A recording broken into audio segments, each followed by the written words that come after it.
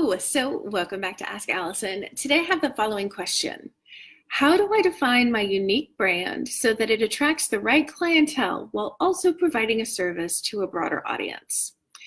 So first I want to thank Therapy Notes for sponsoring us. So I want the person to listen to the way this question was asked. I'm going to read it again. How do I define my unique brand so that it attracts the right clientele while also providing a service to a broader audience? I'm guessing that this is somebody who has been diving really deeply into business education.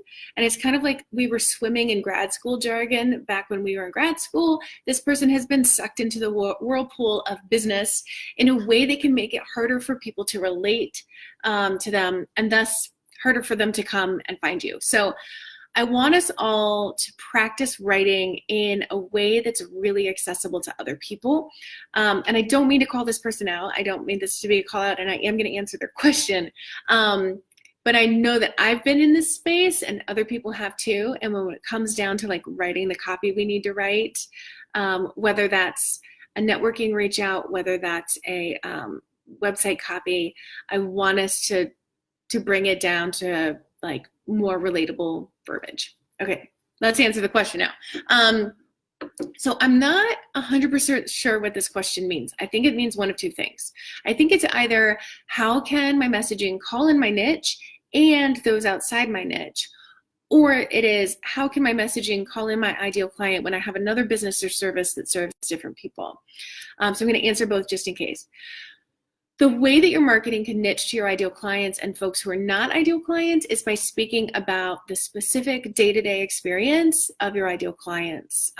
There are people who have similar experiences day-to-day that have different presenting concerns. So for instance, my niche very broadly is working with people with eating disorders. I get a lot of perfectionistic people with high functioning anxiety in my practice who do not have eating disorders. And that's because my copy speaks to that part of them because they share that in common. There's a Venn diagram. They're both right there in the middle. And also, when I'm feeling maxed out on clients with eating disorders, I turn to my referral sources that I know well and say, I'm feeling a little maxed out on eating disorders. If you get any referrals for folks with high functioning anxiety, then I'd love to see them. So there's also inevitably former clients will refer friends, colleagues will refer friends. So you're going to get people who do not have your one specific defined presenting concern that you say you work with.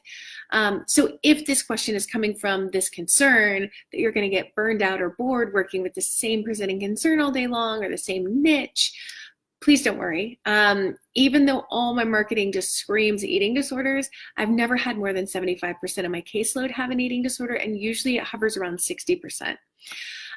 Now, the other question, potential question, if you have a business or service that serves a different population, then you need to market that completely differently. It makes me a little concerned that maybe you might have multiple niches or something like that, which can really water down your efforts. So you could keep all your online marketing and branding consistent and maybe do word of mouth for this other niche or this other service you want to offer if it's not congruent with your ideal client and what they're looking for. So I hope that helps. If you need help building, we have everything you need over in theabundanceparty.com. If you have questions, please shoot me an email. I'd love to answer them right here on Ask Allison. That's ask@abundancepracticebuilding.com. Thank you.